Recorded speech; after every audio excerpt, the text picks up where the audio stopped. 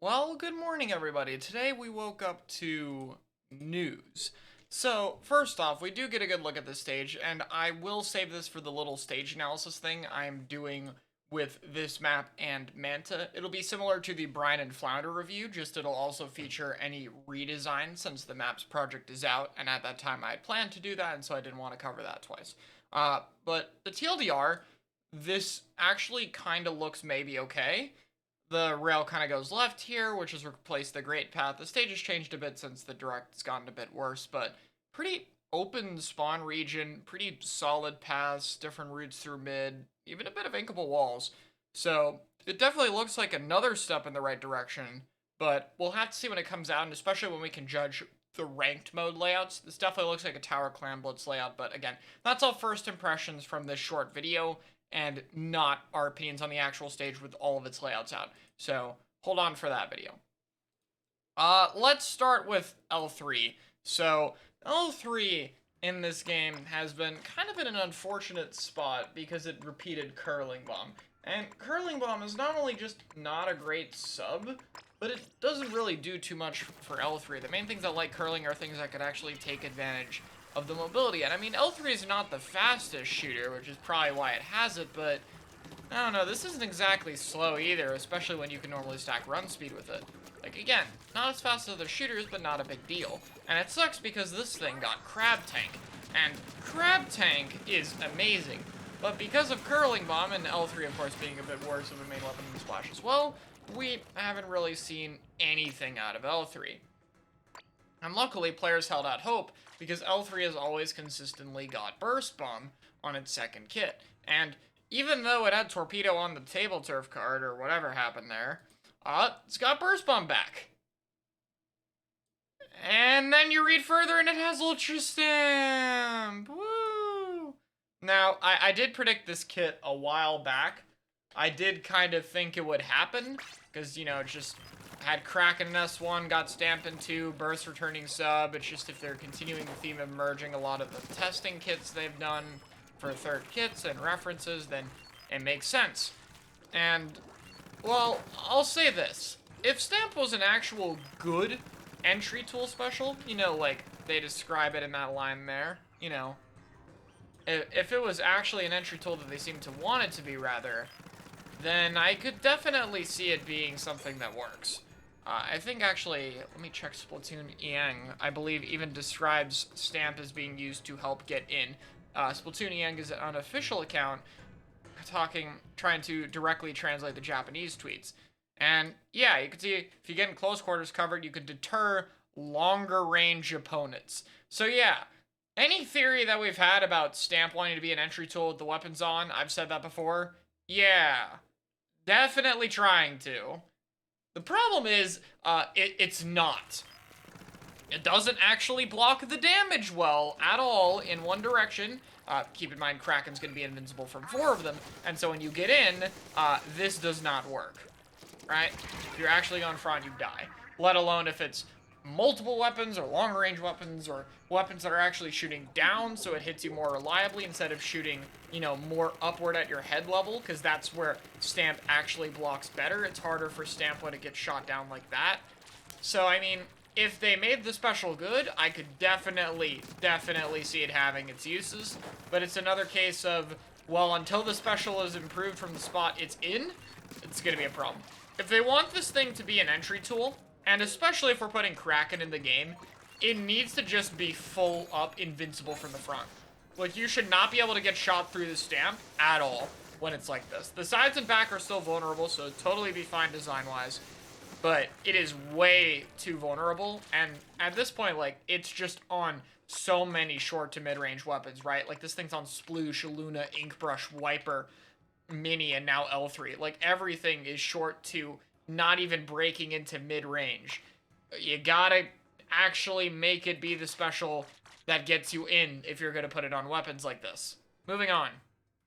Now, actually, I'll just show this off for my Switch, but for those who have followed me through Splatoon 2, you guys might have known or remembered me playing Crapid, the Kensa Rapid Blaster with Torpedo that had this thing called the Crapid combo, Torpedo combos. I have so many different clips of bouncing these off walls and floors to get very cool damage off. And this was my most used kit in Splatoon 2. Most used weapon is Brella because of both kits, and both kits were good at one point, so it's spread out. But as you can see, the combo potential this thing provides, on top of just, you know, being able to use Torpedo normally to scout, poke, farm special, etc., is so unbelievably useful for it.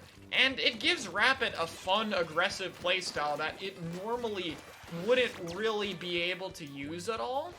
And so there's so much potential if they were to put a Rapid with Torpedo back, and the amount of fun things that you could do with this weapon was amazing.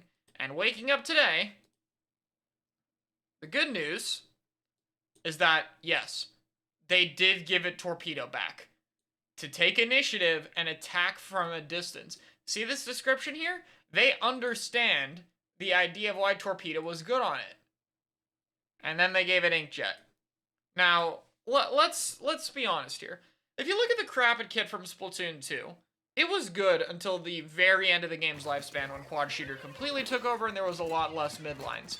And on top of that, you know, there's less of that in Splatoon 3, but it also had Baller. And you know, Baller at the end of Splatoon 2 was a pretty weak special. And, well, that's kind of the same thing we're in now, right? Inkjet is not a great special right now either. But the reason Baller was able to work for Rapid and allow it to be good as long as it did despite the spot it's in is because Baller meshed with that playstyle. It allowed you to go aggressive, right? And just to be clear, Inkjet's mostly bad because of its low object damage. Crab is a huge counter to it. It's very slow and immobile, and of course you have the recall. But, you know, not the worst thing ever, especially if Crab gets toned back, because Crab's kind of the main counter to this special. It's a very hard counter since it's like 4 or 5 shots to break Crab. But, does Inkjet mesh with this aggressive playstyle? Well, yes. And surprisingly enough, the devs actually kind of understand that, saying if someone's closing on you, use your Inkjet to take the high ground and counterattack. They actually want you to use Inkjet as a way to fight and get access to a one-shot. And on top of that, Inkjet can be very useful if you're in the right positions, right? Say people are in the front and you're under a ledge here. Like, say maybe you're under the tent on Hagglefish poking a backline with your rapid shots. The jet's probably designed so you can go and follow up. You get a few shots off, you Inkjet, and you chase them around. And yes, my Inkjet's very bad, sorry. I'm gonna have to actually learn this special if I want to play this, but I'll talk about that later, I guess. So, it does actually kind of fit the playstyle. It has some potential, and on top of that, the main place you'd use Rapid, especially if you're someone like me who wants a second weapon to use alongside Stamper because range is not good right now, you know, Tower is the main mode you would use Inkjet on. It's also the main mode you would pick a Rapid on. And so, it kind of has a chance, honestly. You know, I'm still not super upbeat about this kit. Ideally, I think Inkjet just needs to get buffed, and especially Crab needs to get nerfed for it to be really good, because if you're Inkjetting and there's just 3 Crabs and your Crab just, and the Inkjet just immediately kills your Crab, it doesn't matter if Inkjet's slightly better on that mode, it's going to be a problem that'll need to be fixed. So, I don't know, on one hand, I'm very excited and very happy to have this kit back. That was so fun for me. This is the one kit I've really missed from Splatoon 2, and enjoying this weapon has been very difficult with the kind of camera turning Splatoon 2 has, so I'm very happy to have it back. I'm unsure if Inkjet will work out for it, but, I mean, at this point, it kind of has to. I have to hope and try to find a way to push it if I want it to be good, because there's not going to be a Kensa Rapid again. There's not going to be Torpedo on another blaster. This is it. We're stuck with this at this point. So, Rapid players like me, yeah, gotta hope for patch notes. And in general, that's kind of the theme of these 2 kits. It's 2 kits that would make a lot of sense if the weaker specials are being buffed. And it's just kind of compounding a problem that I'll be talking about in a future video on the main channel, which is, if they want this to be good, they need to be willing to buff the weaker specials. Stuff like Inkjet, Ink Vacuum, Ultra Stamp, Reef Slider, especially now that we're adding specials like Kraken into the game, and even the new Super Chump will likely be stronger than these. Like, Kraken is very similar to what a lot of these specials want to do. If we're not going to make them better and more distinct, there's no point to having them in the game.